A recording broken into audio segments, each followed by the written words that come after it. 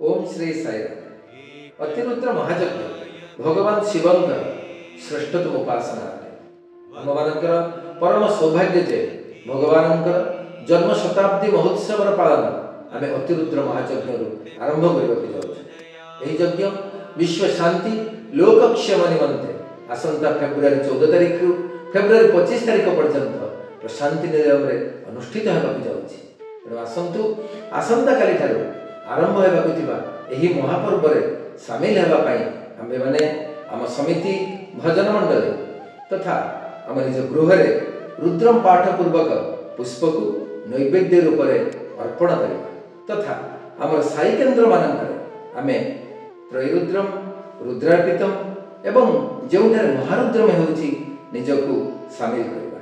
Jai Sai.